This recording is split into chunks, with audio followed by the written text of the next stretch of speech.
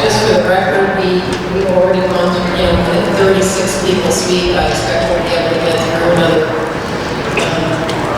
16, maybe even 20 in an hour and a half.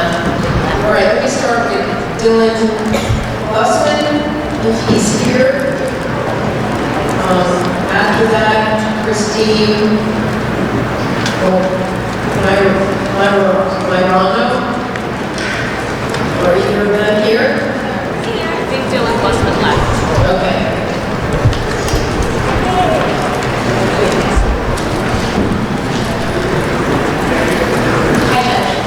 Hi, your name? Christine Myrano.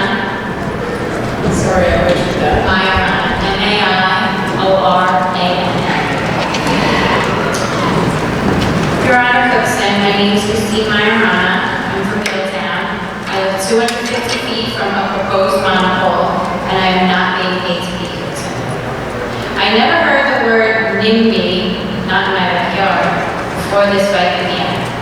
I will be the first to admit that when I started this with my neighbors over 10 months ago, I was definitely a NIMBY. That has all changed.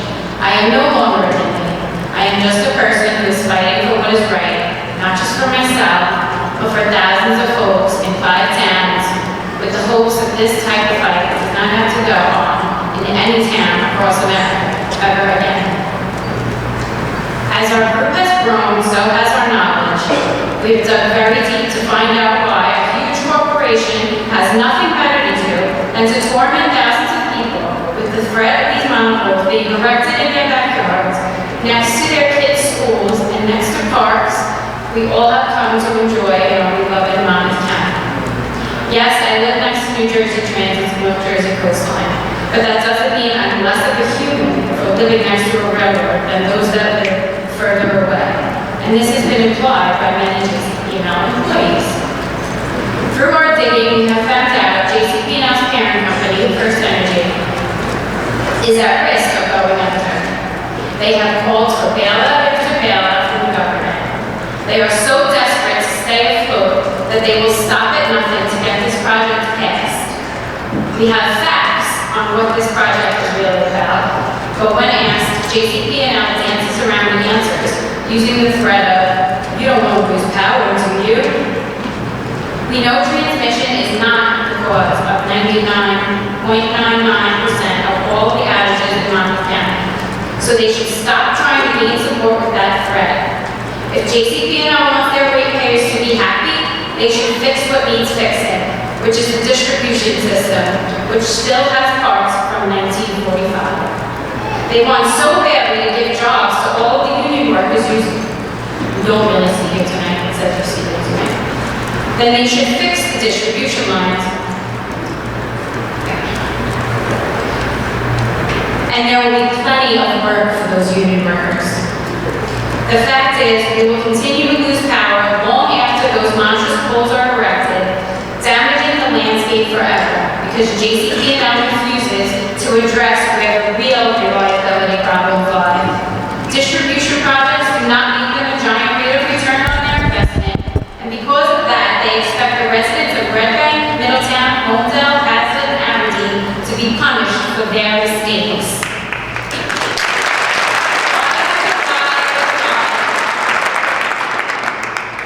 Lie after lie after lie, they are still sticking to their silly story. They even lied about knowing where each pole would go for 2 years. They also sent college kids canvassing the towns who would not be directly affected to get signatures in support of Monmouth County Reliability Project, when the students had no information on the project whatsoever.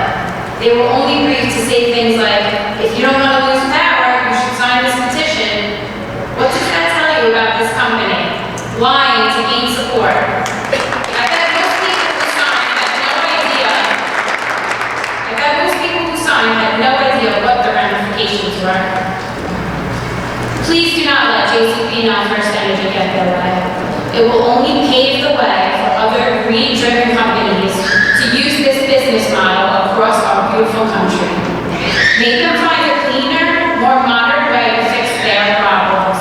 And please, come and take a site tour of these towns and see for yourself the devastation it would cause.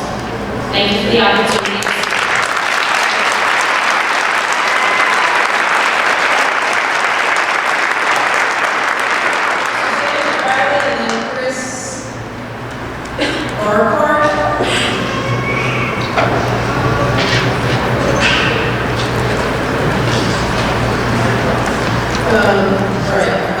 Suzanne Crowley is here. Is Tony Granado still here?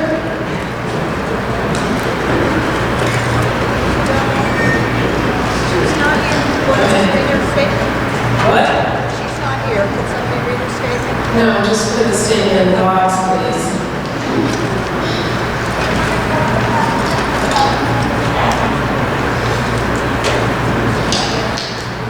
Joseph Mandel?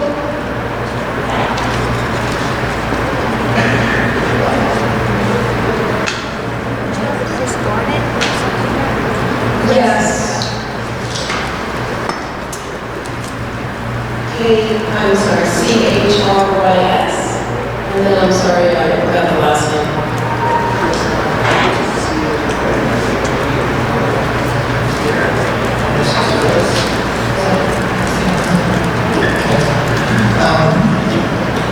My soulmate and I moved here in 1980, and we moved from a town in Iowa, a small college town. We both were farmers. We moved here because we found something very special in Middletown, a sense of community. People working like small town, middle America works. But it was 350 years of history of being Americans. That's what we are.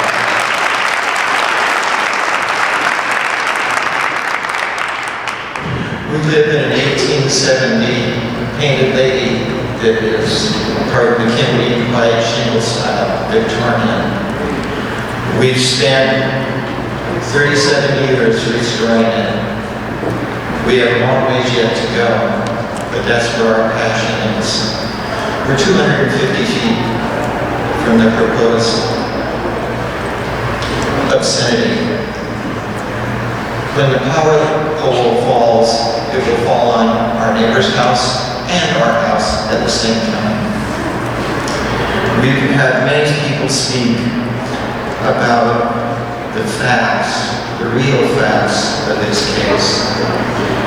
We omit a couple things that impact all of us so much. When you live in a registered National Historic District, as we do, you find that the possibility of even getting homeowners insurance is very, very difficult for any home older than 50 years. We just heard testimony, we have homes that date back to the 1600s.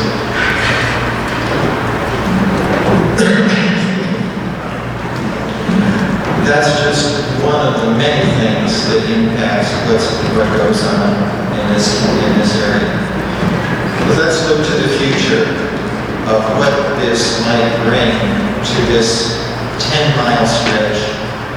20,000 people directly affected, 100,000 people indirectly affected. As I said, we're from farming communities.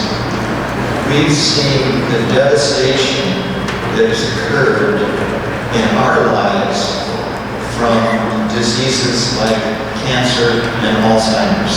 I don't know how many of the people still here know of anybody that grew up in Long Island, where during the 50s and 60s, they said it was good for you when they had the planes fly over the pools and spray the areas with DDT.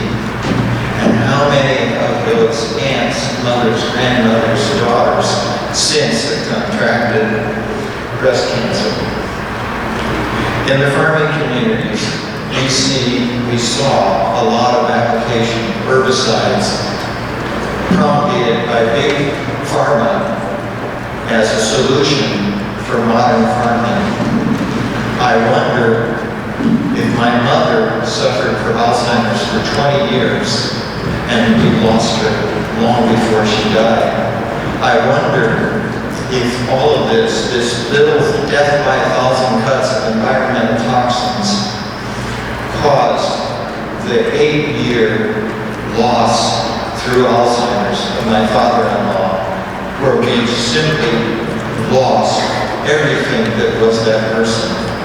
That's only the direct cost, but to everybody that has dealt with Alzheimer's and the links between everything that can occur in our environment, including EMF, to what happens in the brain.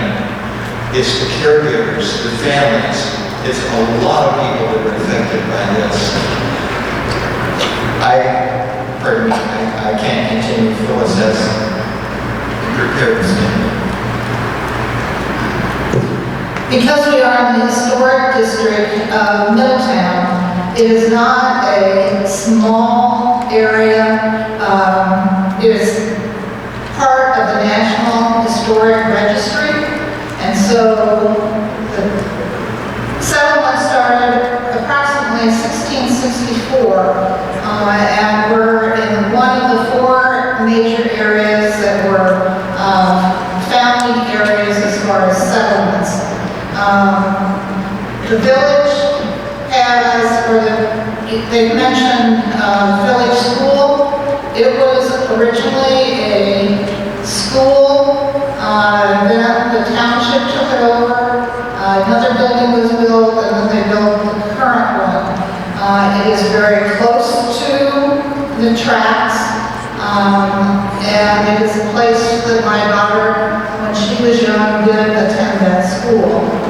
As far as other buildings in the township, the Grover Taylor House, which is also known as Memorial Pit Hall, the Richardson Hartshorn House, the William Murray House, and Edward Taylor House are only a few.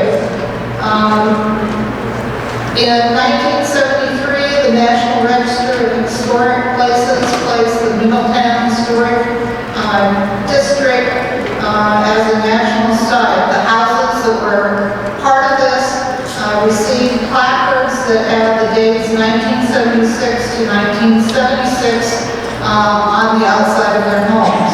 As Chris mentioned, a lot of people have spent a lot of time trying to keep these up to date. In addition, I'd like to mention a little bit about Horsey Park, which is part of the property of Middletown Township. Rebecca's Real Quilters meet there at Horsey Park. The park has a nature center that presents many programs to school children throughout the county. It has a house called the Murray Farmhouse and Barn. Joseph Murray was the initial person that bought over 200 acres, and I've included with my information, some of the information about that.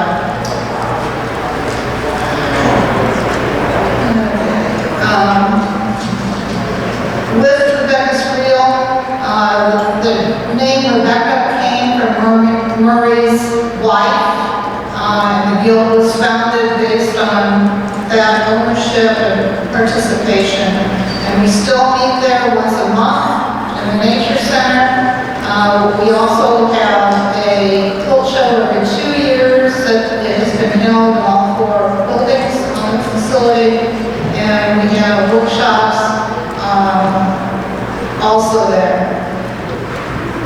One of the concerns with the Historical Society is that they have not made any attention to getting any kind of permission, because it is on the National Registry for Horsey and Middletown specific, and that looks like an oversight that they have not investigated that particular thing.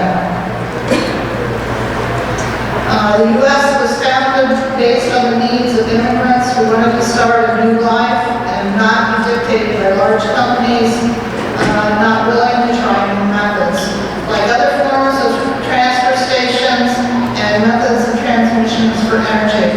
This is the 3rd round of citizens affected by JCP&L trying to bully their way through their end goal without even exploring other alternatives, even the alternative may be more costly or safer for the long run of the residents in the area. Where are the cost estimates, the alternative methods? JCP&L has not done its homework on alternative methods, costs, and long-term needs. Thank you.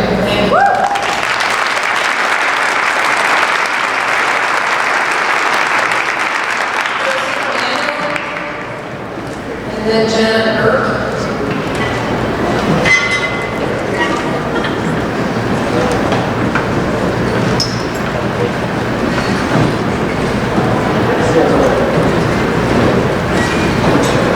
Winfred Warwick. Catherine Hogan. Sorry, Janet Burke. Good evening, Your Honor. My name is Janet Burke. I live in Homedale, approximately 700 feet from the proposed MCRP. If this project is constructed, I will have a permanent view of the monstrous poles, my property value will fall, and I will seek a reduction in my property tax.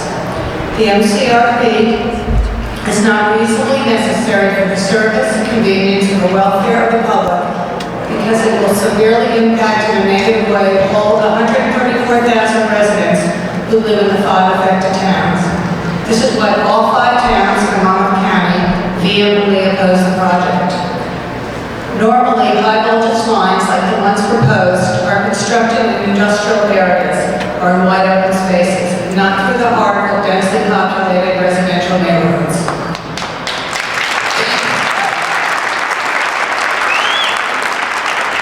In addition to having to pay for the project as ratepayers, residents of each of the 5 towns will see the character of their towns change dramatically. In Homedale, for example, the towering poles will provide the unsightly entryway from Route 35 into the town.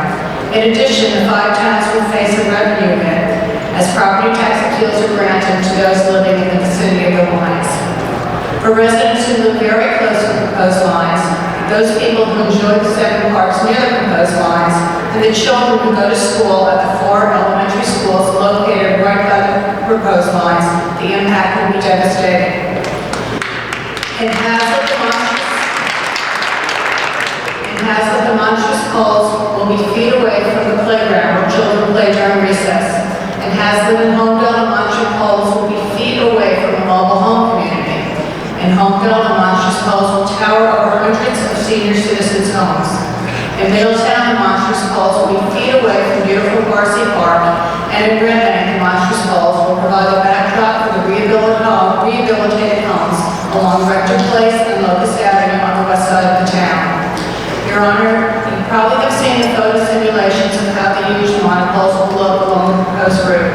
But tonight I ask you to visit the site in person to understand better how destructive this project will be. Thank you.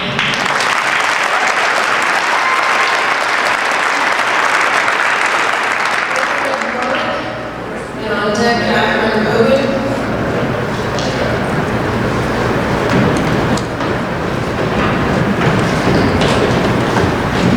Good evening, Your Honor. Thank you very much for letting us have a second chance to speak for those of us who were not able to attend the first one. Not able to get in. You're Ms. Warwick? Yes. I have been living in Middletown for 51 years, and I'm not paid to speak tonight. Many of the reasons, the 3 main reasons I'm talking about really have been repeatedly. I'm repeating the same as previous people had.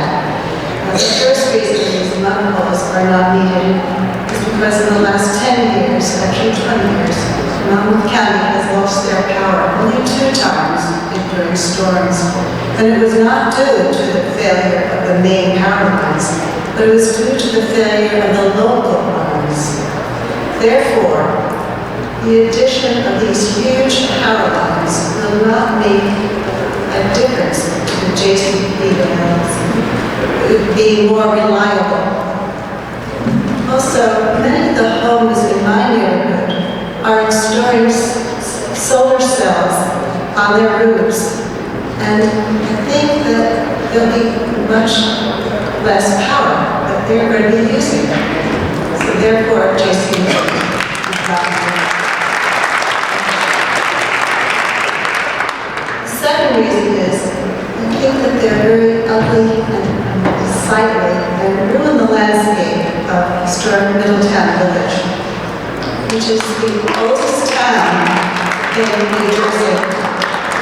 It said it was established in 1664. I've been involved with the Monmouth County Historical Association, and there are two houses that are 100 feet away from these monuments, and they'll be facing directly to them. Many of the houses in the village are 17th, 18th, and 19th century houses. It's a very special street, Kings Highway, and one of the prettiest towns in New Jersey, though I might be a bit biased. And lastly, maybe the most important reason is these model homes should not be there because of the tremendous radiation they give off. I taught elementary school for 40 years, and I'm really worried about the health of the children that are in the village town school, which is very close to the power lines. Not only being there 6 hours a day, they have recess, phys ed, outdoors during spring, fall, and summer. And also, I worry about the 13,000 people that commute 2 times a day, 5 days a week, they're going to be under these power lines. And it can't be good for their health either.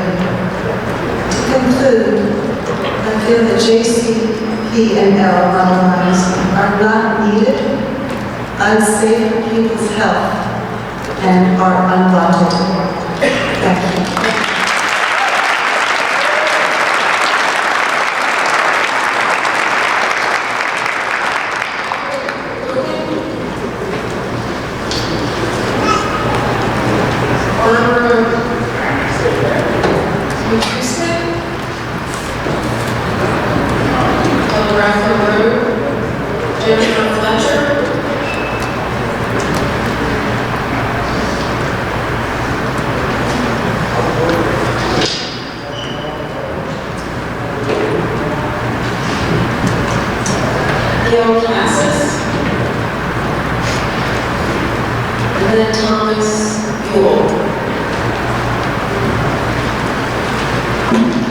Hello, Your Honor.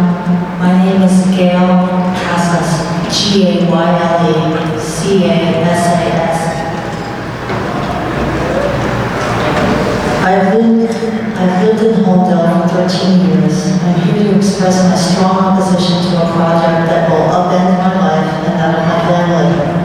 If this project is permitted, I will have to sell my home at a great financial loss and move with my family far away from JCP&L's radiation-emitting monopoles. It is not acceptable for JCP&L to enrich themselves at the intolerable personal cost of my family or neighbors developing leukemia, breast, or brain cancer.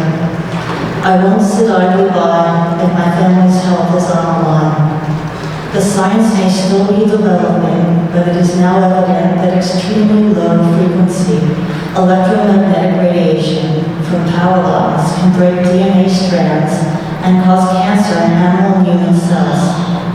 My house is only 1,000 feet away from JCP&L's proposed power lines.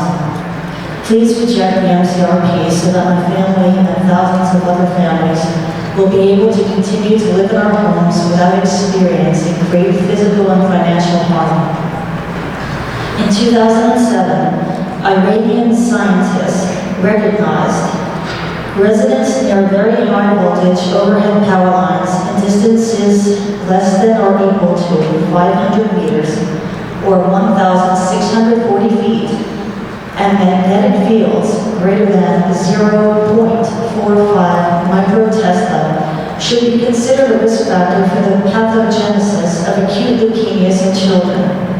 Shouldn't we all know just how strong the anticipated magnetic fields are expected to be along the tracks, at the train stations, at the schools, and your homes before this project begins, and citizens are bombarded with them 24/7.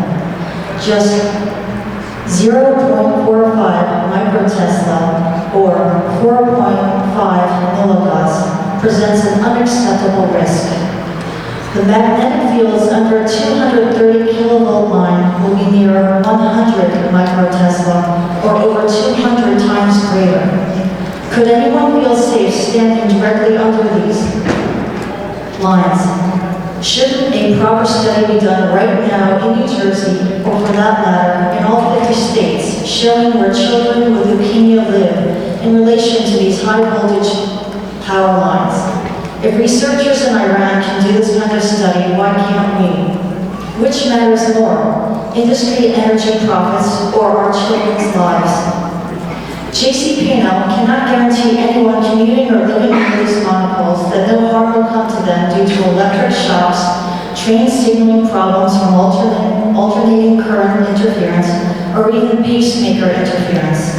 JCP&L hasn't warned anyone about any of these physical risks, which can be not only dangerous, but deadly. Will there be more train crashes along the New Jersey Transit Corridor? Will elderly people with pacemakers die suddenly and unexpectedly when boarding a New Jersey Transit train? Who has the duty to notify them of this very real life-threatening problem? JCP&L contractors thus far have denied such risks even exist. If commuter safety cannot and will be assured, please reject this project. PSE&G, another energy provider in New Jersey, demanded in 2013 that community gardeners in Chatham, New Jersey, move their garden outside of a 130-foot radius of their monopoles due to significant safety concerns. JCP&L has no such safety concerns for their energy customers. In fact, JCP&L refused to answer my stray voltage concern questions in 2 emails I sent to them. How far will stray voltage extend from their monopoles to the parking lots, fences, railings, buildings, and swimming pools nearby? Will anyone be shocked or even electrocuted just by going about their day and entering their metal vehicle parked in a Hazlitt train station, or by touching a metal appliance, object, or fence in or around their home? JCP&L either doesn't care or doesn't know the answer. Why should JCP&L First Energy, based in Ohio, far away from this proposed project, be allowed to ruin 5 towns solely to increase their profits by selling energy across state lines? If this project is allowed to go forward despite the enormous opposition to it, an unbearable, unrelenting signal will go out to all energy companies in our country that they can build unnecessary redundant transmission lines anywhere they wish, anytime they wish, as long as they submit a plan to build them. Our children, who are particularly susceptible to power line radiation harm, deserve a safe environment in which to live and go to school. Their parents, local business workers, New Jersey Transit train workers, and train commuters along the MCRP's proposed route deserve to feel safe too. Should many thousands of people be placed in harm's way from Aberdeen to Red Bank for no justifiable reason at all? JCP&L's towering monopoles will permanently mar the landscapes of 5 towns and become a hideous cancer-causing monument of insatiable, unfettered corporate greed. JCP&L is seeking your blessing so they can steal many millions more than the cost of this project from their own customers by lowering the customers' property values in order to increase their profits. Worse yet, JCP&L expects their energy consumers who don't want this project and are objecting to it to pay the cost of it through higher energy bills. The harms from this project in its current above-ground configuration and unprecedented location over an active railway in a densely populated area, when there are clearly preferable, safer alternatives, outweigh any potential benefit to the energy consumer or even to JCP&L First Energy. The MCRP is a reckless proposal with no consideration given to the energy consumers who will fund it in the end. If the MCRP is allowed, thousands of people will be harmed irreparably for the financial benefit of a few who happen to live in Ohio. Please don't let this happen. Thank you.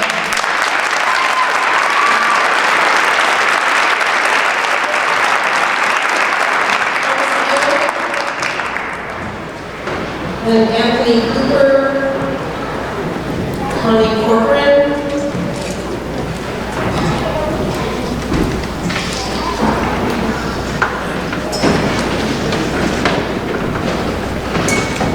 James Gregory Giraldo, and after that, Walter Fahey.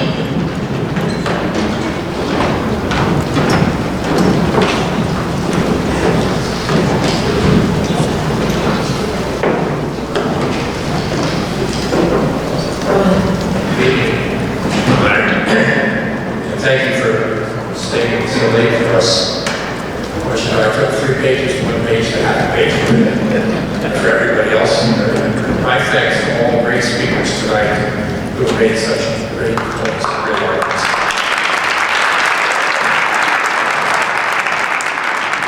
I'm going to simplify my points. We know that Middletown is historic. My wife was a teacher in village school. We've been there in town 40 years and not paid. Okay. Our residents of our town have been of service and dedication to our country for a long time. And as we all know, during the tragedy of 9/11, our town suffered a tremendous loss of 37 residents. And we built a sacred park that is right next to the train station, community center, some 600 feet from power line. The park is beautiful. We have our annual remembrance, and we have many people come in and view the park and say prayers for those that rest in there. And here's my point. I find this ironic. The consideration has been given to the construction of obtrusive, unsightly tower structures that will turn out to be examples of callous indifference to the wishes of Middletown citizens and residents. The press is going to have a field day.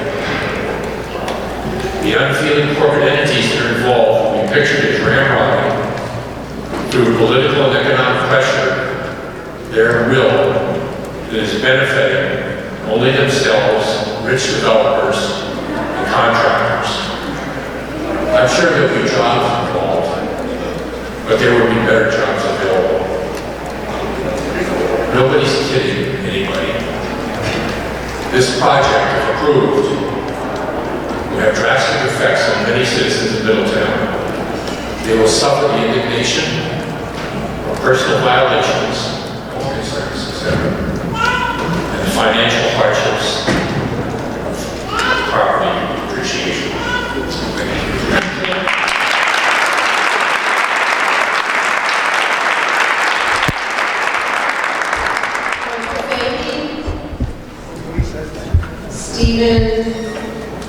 Stephanie Berguella. I'm sorry?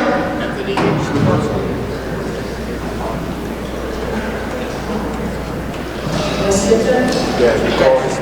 yes. Thank you.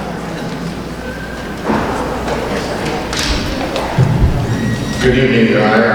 I am Anthony Cooper, and I live in Homedale.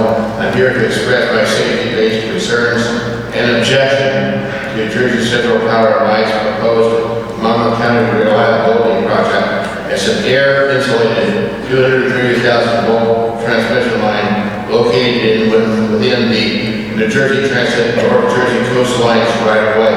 It stretches nearly 10 miles from Aberdeen to 3 other towns to Red Bank. JCP&L's proposed MCRP would create a most dangerous mix with New Jersey Transit trains that threatens the property and physical safety of many people living in this densely populated area, as well as the safety of passengers and employees on New Jersey Transit's trains. About 8 a.m. on December 4th of last year, in the sparsely populated area of Ohio, east of Toledo, 3 cars of a large, slow-moving CSX freight train derailed and crashed into an electrical tower supporting high-voltage power lines while missing 2 nearby and occupied buildings.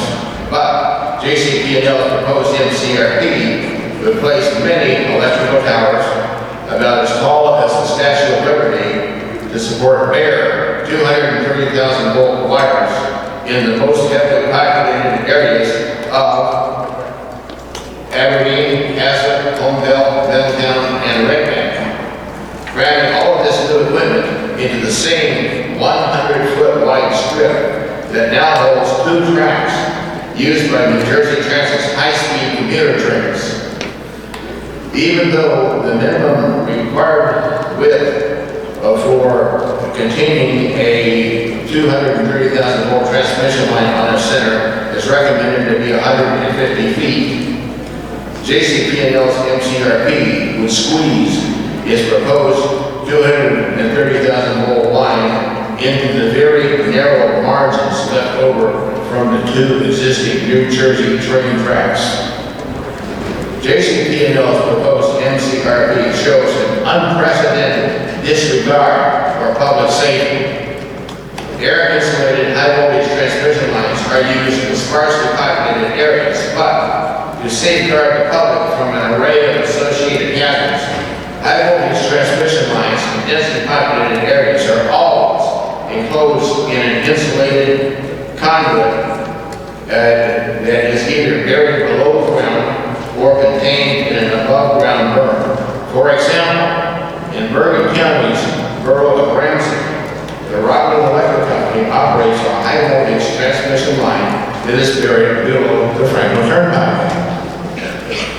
Now, a substantially safer way to build this, I believe, unnecessary transmission line would be to enclose its conducting wires in an insulated conduit that is contained within an above-ground berm running parallel to New Jersey's tracks, except for vehicular road crossings. At each such road crossing, this insulating conduit could be tied to the supporting elements of a railroad bridge when such is available, or hung from sturdy poles high enough to provide suitable clearance for cars and trucks, or else buried under the road.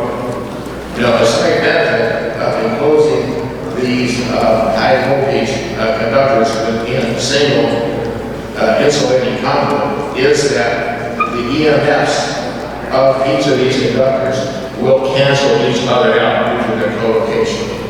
Contrast this with the situation with the air insulated approach, where by necessity there has to be a great deal of distance between each and every one of these high powered conductors.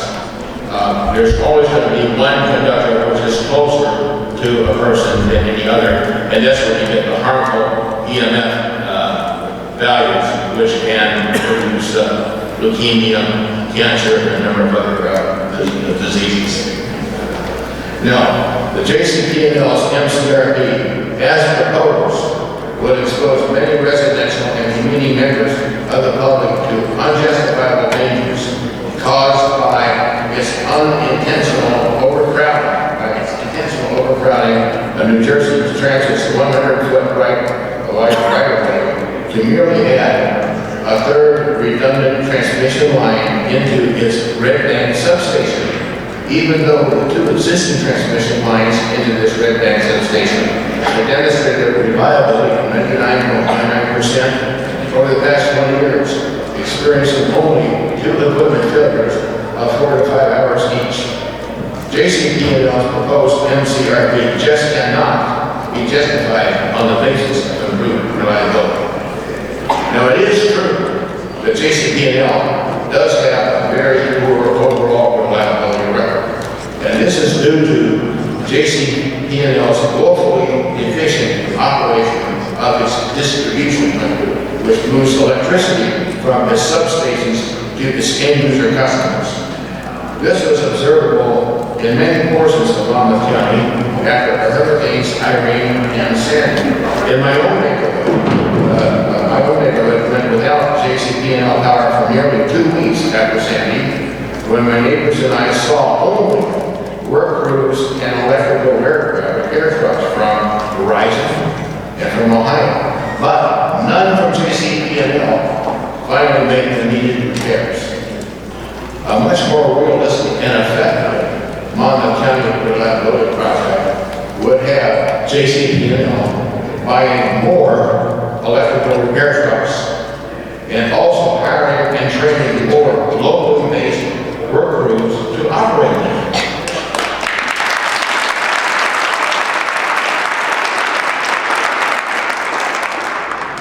In light of the substantial new dangers to both residents and New Jersey transit passengers and employees resulting from JCP&L's proposed MCRP that was significantly overcrowd New Jersey Transit's right-of-way from a densely populated part of Monmouth County, I respectfully request that you deny JCP&L permission to construct and operate its proposed Monmouth County reliability project as an air-insulated 230,000 volt transmission line located in the New Jersey Transit North Jersey coastline right-of-way from Aberdeen through Hazlet, Homedale, and Middletown to Red Bank. And thank you for holding this second public hearing.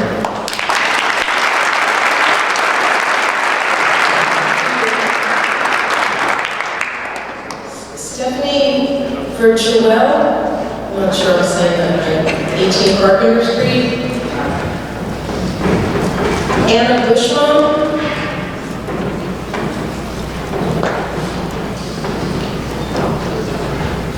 Anthony Sarsi. I'm sorry, what's your name? My name is Anna Buxbaum. Anna Buxbaum? Sure. Buchsbaum.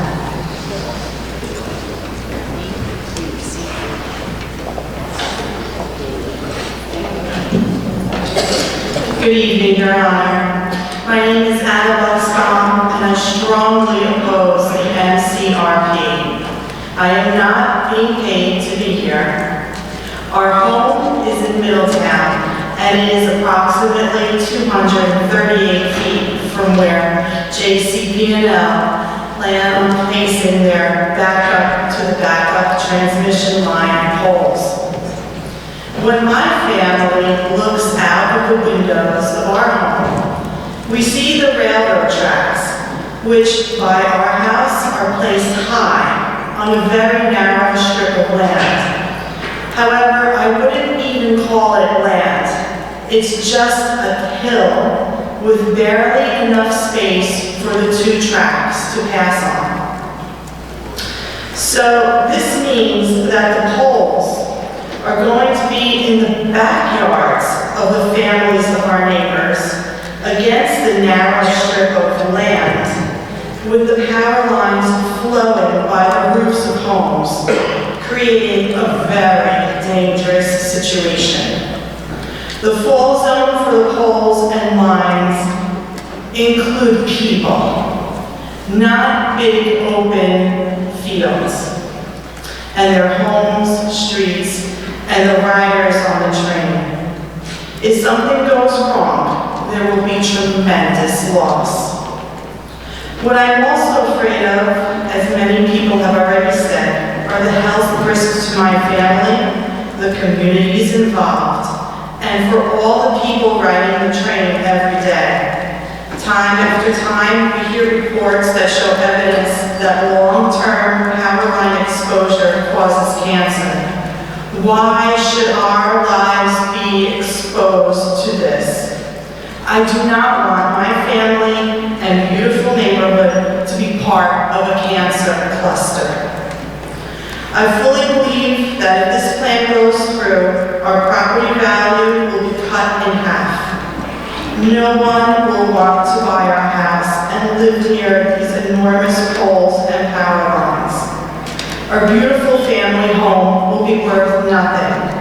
And quite frankly, I wouldn't want the family who bought my home to have to live under that situation either.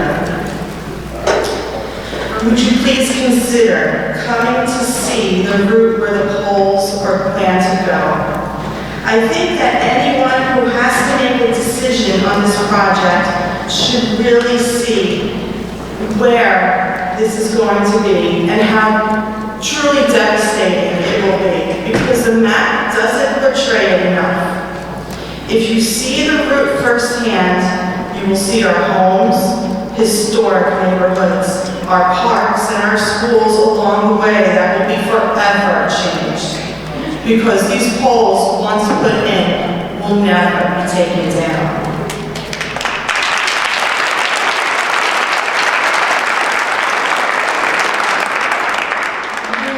All the trees that they plan to clear out 30 feet on each side or more of the route. And then you can imagine how it might look with the power lines in place. I implore you, Judge Cookson, please reject this project. Thank you.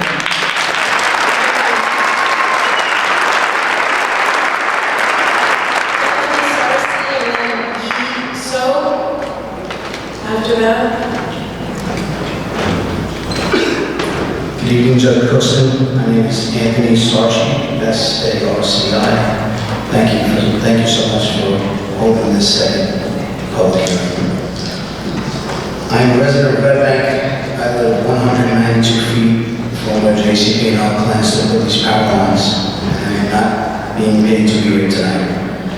My wife and I purchased our home in 2000 and have raised up 3 children. 192 feet from the New Jersey Transit line. We are devastated at the thought of JCP&L winning greed over what is fair and humane for thousands of people who, like us, chose to call Monmouth County our homes. While I'm not an expert in the effects of electromagnetic field exposure, or an expert in the field of power poles, transmission lines, or tertiary backup lines, I can tell you that I am an expert at caring for my family, my friends, and my community.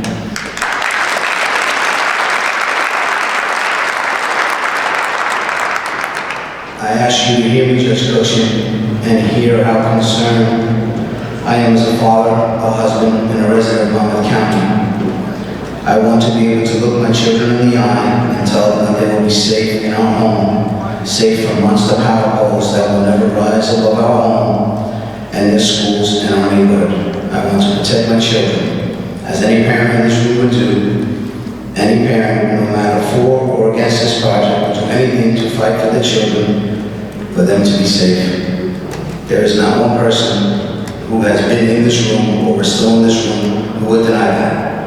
We cannot let power company greed, no matter how JCP&L tries to spin it, win over the health and peace of mind of the very citizens they claim to serve. I dream of telling my 10-year-old son he can still shoot baskets in front of our yard for years to come, and that he is safe from harm, safe from JCP&L and their unnecessary monster power poles. I dream of telling my 14-year-old daughter and my 19-year-old son that their childhood home is truly the safe haven they know it to be. I implore you, Judge Cookson, to help keep all of our kids safe. Thank you.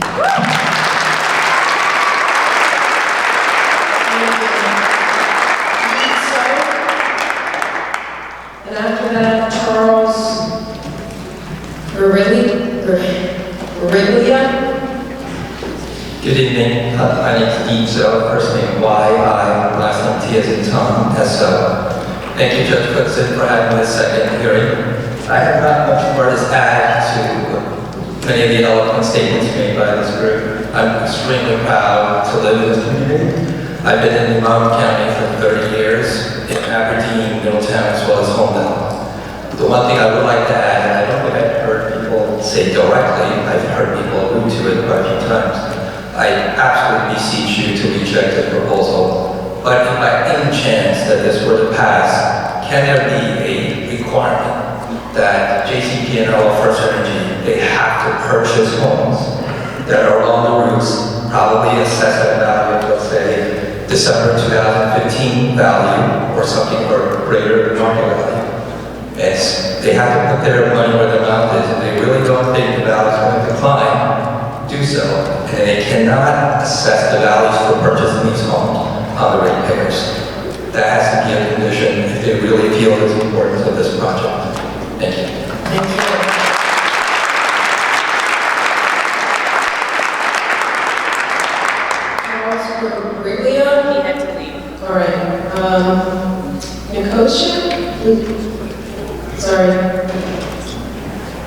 Josia last name, 240 Rutledge Drive.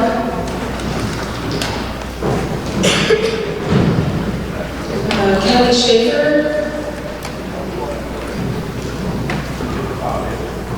Brian Rucker.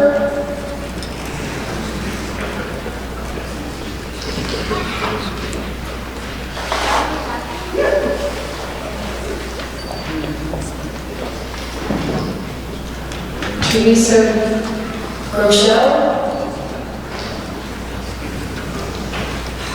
Who's on there?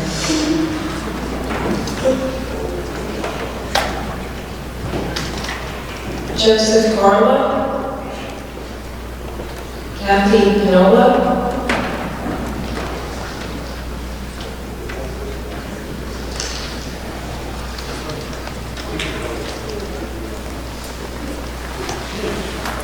Bill Casting. I'm sure I'm saying it right. 5 Takamusa Drive.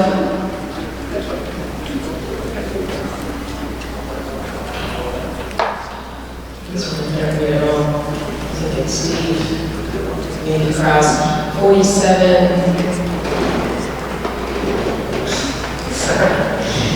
47 some, and I haven't even read that. I think it starts with an R. No?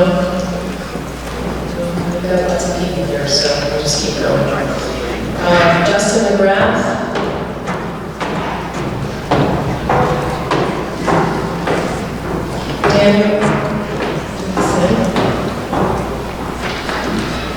Daniel McGrath.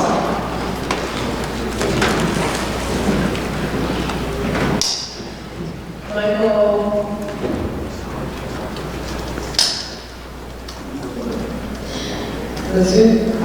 Lazusia, did he speak? That's 11. I think some people signed twice. Linda Stachura. Catherine Stewart. Jill Housen.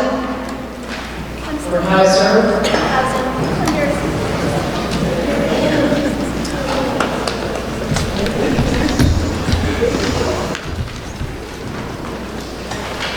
Thank you, Your Honor.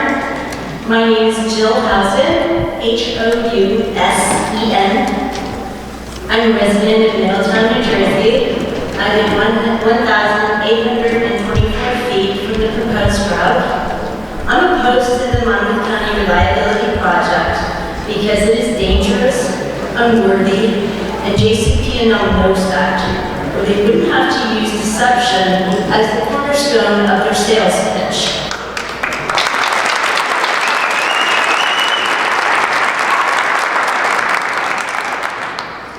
Their wholesome advertising assures viewers that they will keep the lights on in times of need. I think that is what most people would expect from a company that is paid to serve its customers. I think we would also be interested in knowing exactly how the proposed transmission line would have prevented outages or expedited the restoration of power after Sandy in our communities when JCP&L's poor maintenance of their distribution lines was actually the cause of the delays in repair.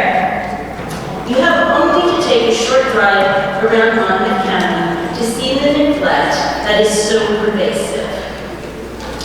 JCP&L is so arrogant that they insist on forcing giant poles into a very narrow right-of-way that was never intended to support anything of this size.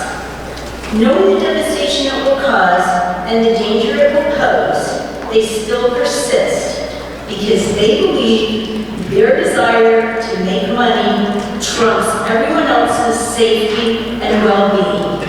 It is truly perverse. Should just one of those poles or wires fall, it would be an unmitigated disaster. The mere application for this project has already robbed people of their peace of mind and put their futures on hold. People wake up in the morning dreading this project and they go to bed at night dreading this project and the impact it will have on their lives and possibly their health. It has already stolen the savings of hardworking homeowners, some just getting started and hoping to raise a family, and others that have worked their whole lives and were depending on the equity in their homes to fund their retirement. To say that this project won't impact property values is ridiculous. Just ask the people in the area who have been trying to sell their homes. Nobody wants to live near giant power lines and giant poles. How as an older person do you recover from that type of financial loss? Please, Your Honor, when you evaluate this proposal, put the face of your family on our homes and on the train. And think about what words you would have to use to explain to them how in any manner, shape, or form this proposal is a good idea or a safe idea. Thank you very much.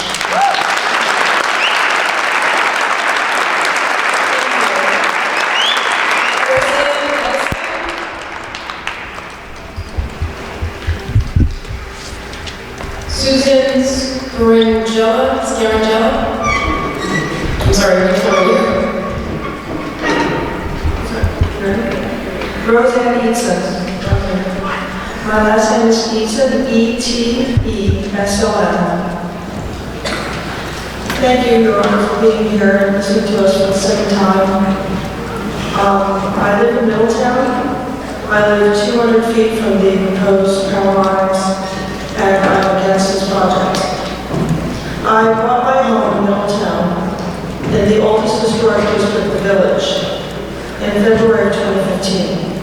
And I bought it because I thought that the town was remarkable. It is a landmark, very historic, from the 1600s, and as a matter of fact, I have here for you what I got from the Landmarks Commission, and I'm going to get you a copy.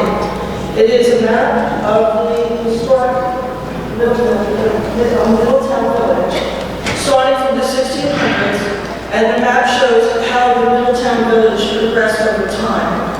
It shows where actually the proposed rail was going to be in 1879, and then finally, it shows in 1889 the actual New Jersey Transit. This is Middletown Village, and my house is on the map like so many other people who live in the village. And it's that one little one there. This map of Middletown Village from 1889 is basically how it looks today. It has 99 historic homes, and it's basically unchanged. One of the things I liked about purchasing a home here is because I thought nothing was going to change. They weren't going to knock things down and build skyscrapers, you know, it was going to be something that was safe in that way. And I knew when I bought my home for $400,000 that it needed about at least $100,000 worth of work. It is a historic home. It was originally built by the Conovers, who were settlers there, and it has many, many problems. It has foundation problems, it has structural problems, it has the original slate roof, but I thought it was my honor and I had a lot of pride in moving into this town to participate in trying to preserve this home as one of the homes in the oldest historic district. And I went to the Landmarks Commission, and they were very, very strict. This area, if you go through it, is really unchanged in so many years. It's amazing. When I went to the board, I got approved for all the things that I asked for, and knowing that probably my whole rest of my life is going to be spent preserving this home, and $100,000 later, I thought it was well worth it to me. 2 months after I purchased the home and went to the Landmarks Commission, I opened my mail. I got it from the New Jersey JCP&L, saying that they're going to be putting the power lines up, and I just was totally astonished that they could actually be allowed to do something like that through a historic district or anywhere else that are so close to people's homes. And if I had actually known that this was going to happen, I probably would not have bought this home, knowing that I'm going to have to put my money, $100,000 to try to preserve the rest of this area. We're going to put power lines right through it. I'm within 200 feet of the power lines, proposed power lines, and within the fall zone. So what I don't understand also is if they already have redundancy, why do they need to have another? If it's not transmission lines that cause the power outages during Sandy, it was the distribution lines. It just doesn't seem like this is needed. Everybody's been saying the same thing. I've talked to them on the phone. They can't even defend themselves. There's no good argument. It doesn't seem that there's any reason why they would have this except for their own good, and the people are going to have to pay for it. I just ask you respectfully to please do not want this power lines to go. Please do not recommend this project proceed. Thank you.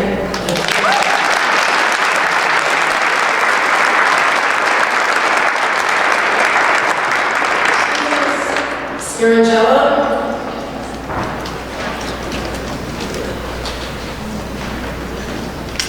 And after that, Laura Trudeau.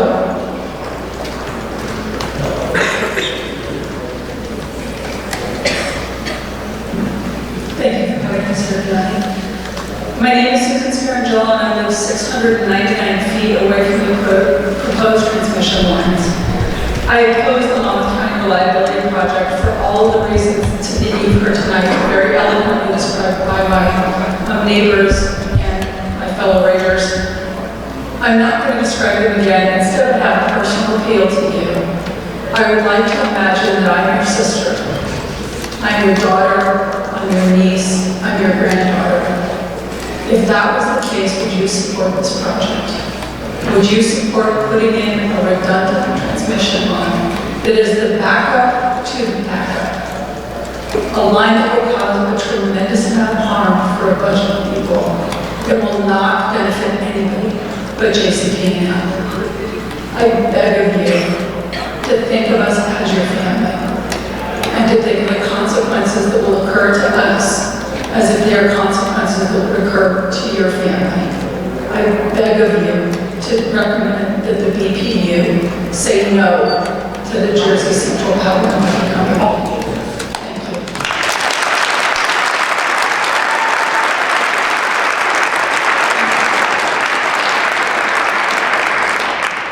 Laura Trudeau.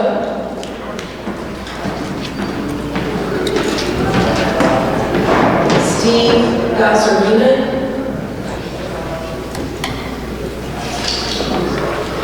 If I call your name and it takes you a minute to just let me know you're here so I don't keep reading off names, but I'm going to go as fast as I can so I can reach the people who remained.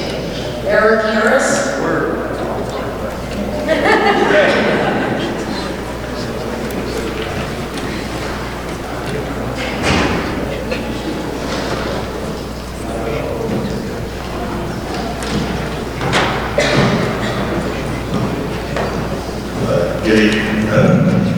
Good evening, Your Honor. My name is Eric Harris, Hazard, New Jersey, 597 Bear Street. I don't have a prepared statement for you, so figure I'm just going to speak straight from my heart with this, and I'm not going to play on, throwing dirt on JCP&L or anything like that, because really this has nothing to do with them right now. My statement is to you, and only to you, because what they don't realize is that we have you. They don't have you right now. We have you, and I'm hoping that during this situation or after you leave here tonight that you take into consideration not what everybody else says, but what you've been taught, what you went to school for, what you experienced in your career as being a judge, and I hope that you come out, and I invite you to my house personally to just see my property, see where I live at. I live right across the street from Beer Street School, where literally I hear numbers being thrown out 150 feet, 50 feet, 300 and something feet. Literally, I'm on the tracks. I'm in the poles one of the poles is right, I can literally take a running start from my yard and jump onto the tracks. That's how close I am, but I'm not here to play on your emotions on it. I just ask you, come on out and see it. Call up some of the people from JCP&L, tell them come with you. I'll have my wife cook them something. Now she'll probably kick my butt saying that,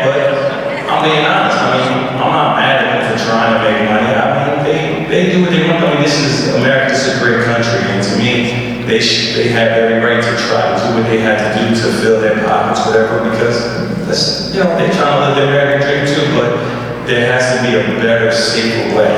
But I just wanted to come look at this and look at my situation because, like I said, when I first bought my home back in 2000, I played a couple of years in the NFL, and I decided to come back to New Jersey with my wife, who was here. She's a teacher here in Middletown. The first house I came across was the house that we bought that was being built there on Beer Street, and we have two, lovely children, two girls. One girl that's 16, one is 11, and my 16-year-old will be going off to college soon. Well, in the next 2 years to the University of South Carolina on a soccer scholarship. But she plans to go to the South. So she plans on like, hey Dad, if this happens, I won't be here on out. But my youngest one, who's 11 years old, 5th grade, she will be here. And I do know at night, my wife spends a lot of time tucking her in the bed, laying her in the bed, reading a book, spending time with her. I enjoy that. Now, will this situation affect her in years to come? I don't know. I don't know health-wise, but it's not about me. It's about those kids that's coming after us. Those kids that are there now in our neighborhood. Those lives that will be affected. Because to me, is it going to affect the property value of my house? I don't know. It could not.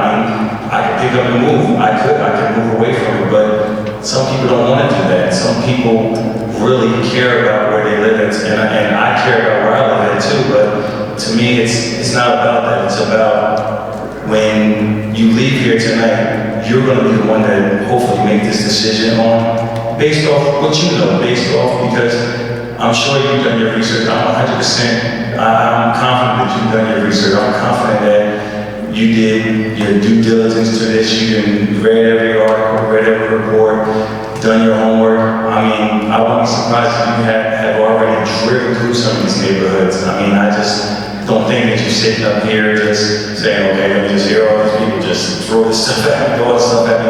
But I don't know. I'm confident enough that you're going to handle your business when it comes time to it. And I'm not stressed about it. I'm not worried because I know when I wake up or when it's done, I know that, God has this in his hand, and I hope that he has his hand on you when you make this decision, and that's all I gotta say. Thank you.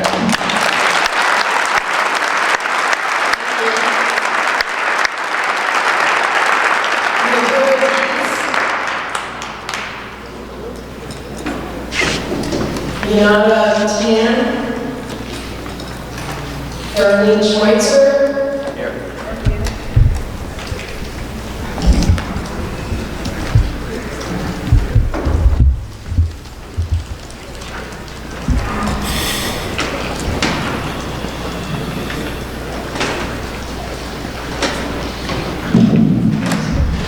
Good evening, Judge Cookson. I figured if you could stay till 11, so could I. I don't want to be too repetitive. I had a written statement which I did leave in the box. But there are two words I want to say, and they are common sense. Common sense dictates that this type of project does not belong in such close proximity to people and schools and children waiting for school buses and children walking to school. I also live in Middletown Village. I don't live in a historic home. I don't live in an expensive home. I live in a small community of ranch homes built in the 1950s. I can tell you that at this present time, our neighborhood is 3 small streets, and that there are more than 30 children living on those 3 small streets, and that they run around and they play like kids are supposed to. They play in the woods. They ride their bikes, they play soccer in their front yards, and they go to Middletown Village School. It is a very proud community, which is why there are so many of us here. I found myself in Middletown Village after living in Aberdeen. We moved from Staten Island. My husband walked to the train in Aberdeen. A couple times he fell asleep, and I had to pick him up in Middletown. And I thought to myself, this is the most beautiful street I've ever been down in my life. And I knew that when the time came to buy a home, that that's where I wanted to be. And we have been living there for 21 years. My youngest is in college. Our home has helped pay for our children to go to college. I have a daughter. She is married and she decided, her and her husband, they bought a home in Red Bank. And they are close to the train station in Red Bank. And I have a small grandson, soon to be 3 years old, who lives in Red Bank. And they like that community because it is a walkable community. But they are not going to want to be walking underneath these power lines. This whole thing is heartbreaking. I lay awake in bed the other night as this door went on overhead, and I just thought, how can this be happening? It just is not real to me. And I can tell you that many people are not here tonight because they believe that this has already been decided. They already feel defeated. Folks from JCP&L are goading them on websites and telling them this is a done deal. You people are fools. And I hope and I pray that it's not a done deal, and I hope that it can be stopped. Something that wasn't mentioned was the construction phase. I feel that the construction phase would be nothing but a blatant disregard for people's lives and safety. Helicopters flying around in the middle of the night with these giant pieces of steel over the top of people's homes and their roofs. It makes no sense. 100 feet is nothing. My front yard is 100 feet wide. It's certainly not big enough to be accommodating anything of this nature. The stage you're sitting in looks to me to be no more than 10 feet wide. It's probably 15 feet this way, 10 feet that way. The base of those monopoles is like half the size of the stage you're sitting on. And they, the height of them is, I don't understand how they can take the the trees away along the length of the line and not have the soil corrode down, resulting in flooding of the tracks, damage to the tracks. People will be late for work. No construction project goes on without complications. It's not fair to the commuters. I know the health issues are debated, but there's no debate that plants suffer damage to their cells under these lines. That is just a fact. You will not find a study that contradicts that. And to me, it is only common sense that if it damages the plant cells, human cells must be damaged as well. So again, common sense tells us it doesn't belong there. I think it would be a shame if we set a precedent that these things would be built all over the country, also where they don't belong. I can tell you that over the last 21 years of my house, we've had a few blackouts. Again, everybody talked about Sandy, I'm not going to reiterate that. We've had them due to car accidents, people hit a pole, wires come down, and you know what? It wasn't a big deal. We played board games, we lit candles, we had flashlights, we listened to the radio, and we had a good time. You can give me a blackout every week. I will take it over this project. And I'm sure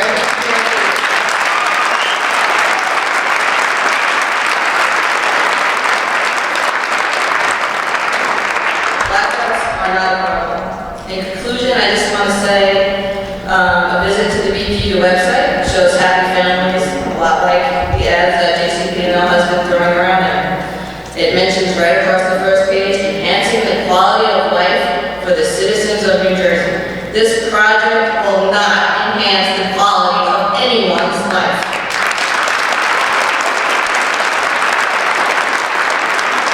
It also states safe and proper utility. This is not safe and it is not proper. It mentions regulation and reasonable rates. It just shouldn't be. The only person project benefits no people, only in Ohio. And we cannot allow it to be. It's not right. It's not right for us. It's not right for other communities. And we cannot set a precedent that will allow this to go on all over the country. And I am hoping that human decency still exists in this world and that the good guys can win. Thank you.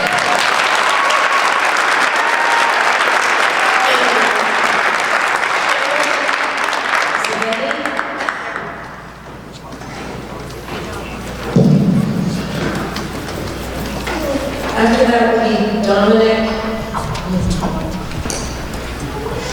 Newell-Walker. Sorry, Bronson? Not sure. Go ahead.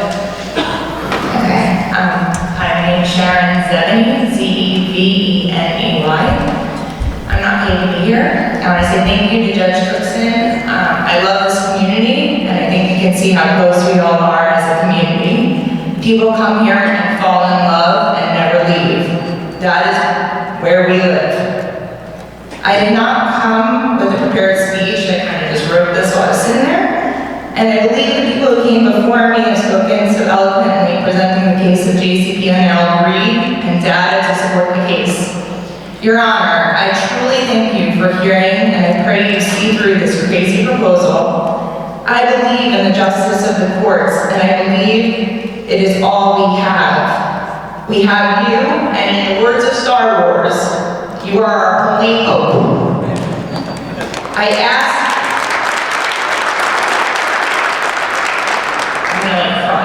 I love this community.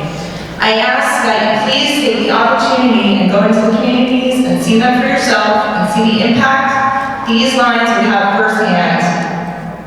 We moved to Monmouth County when I was a child, and it was the quintessential American dream home from the industrial city. I feel blessed every day to still be in the home I grew up in, making it a mother-daughter, and now raising my 3 children in the home and neighborhood I love and sending them to our wonderful schools. Our home my parents purchased 35 years ago. My father worked mostly 7 days a week as a union electrician in New York for IBEW Local 3 to pay for the house we were in. And to build a better life for his family outside of the industrialized city. He paid for the home through his blood, sweat, and tears. This is not the area to build these humongous, dangerous, awful monopoles. This is greed, not need. And this wonderful community pays the price deeply forever if this goes through. There is no going back if this were to go through. I can't believe it's even a possibility. This is not a place for the industrial poles as much as JCP&L would like to try and convince you that the railways have already reduced property values. Being a resident here for over 34 years, I can tell you that is a completely false lie. The train has always been a value in this community as most of our residents commute to Manhattan. Middletown lost many residents in 9/11. It is a fact, Middletown sees the railway as a value to our homes from people who commute. People travel here to Monmouth County to live from the city to escape the industrial nature of New York and the commute in. This is a place filled with families, nature, history, beauty, beach, horse farms, hiking trails, nature, good schools, valuable homes. Now our schools will be under huge electromagnetic, dangerous monopoles, our homes devalued, our families at risk for cancer, and commuters in danger. It is unbelievable to me that this is even a fight and that this is proposal is even a possibility in this great nation. Please, I urge you to stand up for the hardworking families, for the environment, and stand against this unlawful nature of this proposal. Where is the proof that this is not about greed? Clearly, the data makes no sense as much as JCP&L wants to call it the reliability project. I am in marketing, and I am sure calling it reliability doesn't fool anyone, because the JCP&L greed project probably wouldn't sell so well. I wonder how the JCP&L corporate greed and Monmouth County destruction project would go over in advertising.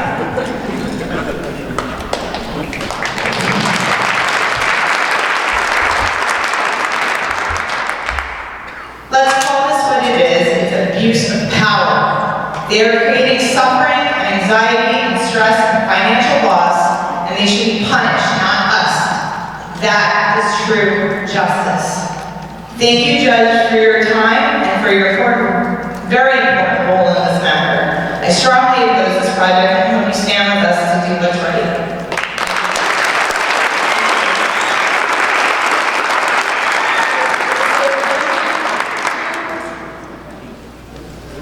Anthea Bird.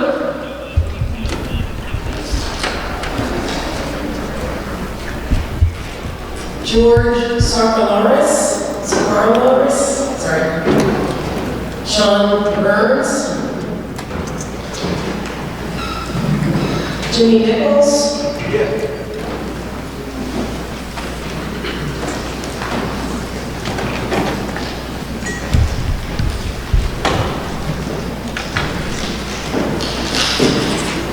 Good evening. This is going to be a little bit of a twist. Jimmy Nichols, I'm from Hazard. For the record, I'd like to state, I am a member of the IBEW for 26 years. My brother is also a member of the IBEW for 30 years. My father was an IBEW for 44 years before he retired. And I'm here to tell you, I adamantly oppose this project.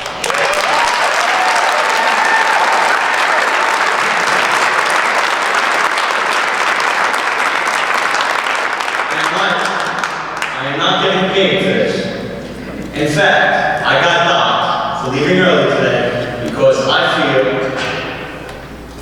the value of the dollar is in no comparison more important than the quality of life of my children or my unborn grandchildren.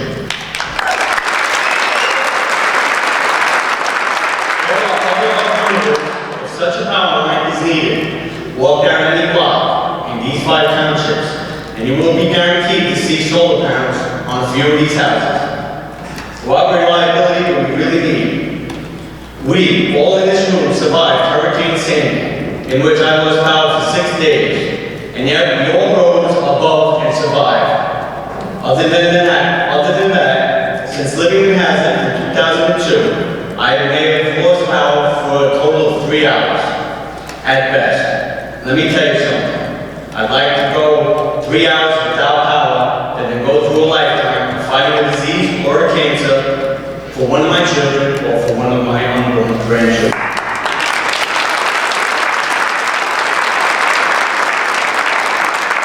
Just going to stray off, and I'll get back onto the path of a different generation of when asbestos was around. 1918, reports are out there of the risk. 1930s, they threw around words that speculated or suggested that it was a disease or probability that it was linked to it in the 40s. And then in 1960, it was confirmed that there was repercussions of working with asbestos. Many years have passed. Now as a generation, you'll hear those same words about linking a cancer or efficiency immune disease related to electricity. We don't have the time to wait for that and have our kids or our grandkids be a statistic to that. I'd like to share a little something with a friend of mine on the job of a power plant that was in his wife's neighborhood in Queens. There was a power plant 900 feet from their block. And I'm just going to give you a little timeline. Her mother and father bought that house at their age, mid-20s. At her mother's, in her 50s, she was diagnosed with rheumatoid arthritis. Her father, in his 60s, had diabetes. Her younger sister, in her 30s, came down with Crohn's disease. And her herself, in her 30s, came down with thyroid cancer. Coincidence? But, since there's no scientists that made a breakthrough that it's directly linked, it's too much of a coincidence for me. In closing, and I was kind of hoping that there was a lot of EW guys here from their inspection. I'd like to address my IBEW family that was supposed to be in attendance as instructed by their employer, but I have not seen them.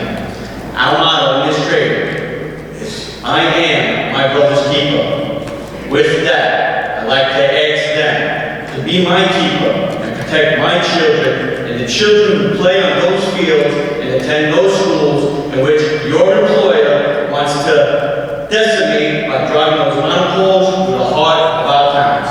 Thank you.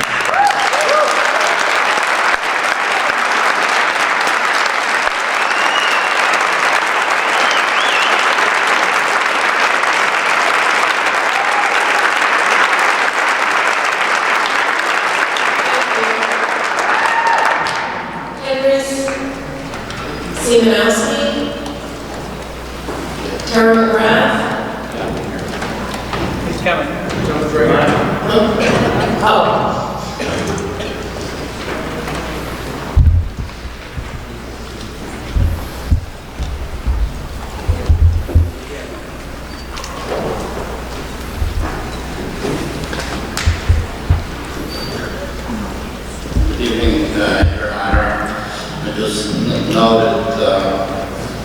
few notes from this evening's discussion. I've been in Middletown for the last 40 years. The reason I bought the house was because it was next to the tracks. I'm only within 100 feet of the thing. I have trees in the back, some shrubs. So I see the train going by, but the noise doesn't bother me because I have some trees and shrubs that take care of the noise for us. I've been working and commuting to New York for many years. I worked for Gibson Hill with a company that electrified the left portion of the tracks now. And they did design of power stations, high voltage transmission lines, and one of the projects that I worked on, the owner set our engineering office right next to the high voltage transmission line. So our company did a study on this over 20 years ago. They spent a lot of money, and they found out that the high voltage transmission lines had very bad, unsafe effects on the human health. So what they did, they moved our office. And here I'm surprised to see that, you know, I don't see any other engineering independent companies doing any studies. And in my view, I've been working for them over 43 years. That third line is not really required. And during the Sandy storm, our power was out for 10 days. And I haven't seen a single JCP&L person coming in to fix anything. So basically, what I see is very poor maintenance, like it was discussed many times, you know, this evening. So I don't see why this transmission line really is required. And I urge you to say no against this project, because I haven't seen enough engineering study or anything that was done on this thing to justify this. Basically, this transmission line is not justified because it's like it was said, it's all distribution system that's not working. Usually it's a branch that comes down on the local line that's feeding the homes where the power gets lost. It's not the big transmission lines. So please say no against this project.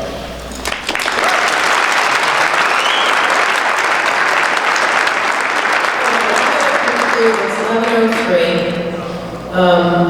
I appreciate everyone who's been here. I don't think there's anything I haven't. First of all, I've heard everything for almost 5 hours today and 4 hours the last time. I have probably 2,000 written statements, and everything will be made part of the record. So I appreciate everyone who came here and stayed this late. We could go on forever, but I think, as everyone has recognized, I think it's been said and it's been heard. All right?